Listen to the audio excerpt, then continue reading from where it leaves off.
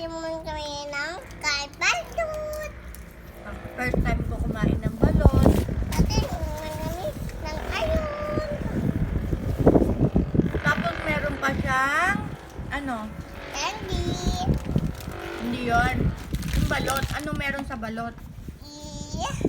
Chicken. Cake yan. Ha? Cake yan. Merong sisiw sa loob. Ito. Patingin nga, patingin nga, patingin. Nakain ka ba niyan? Opo. Nakain ka niyan? Sige nga, patingin nga. Ang galing kumain ng balot. Wow. Sige nga. Kain nga uli. Isa pa. First time kakain ni Mimi ng balot, sabihin mo. Masarap ba yan balot? Opo. Patingin nga ako ng balot mo.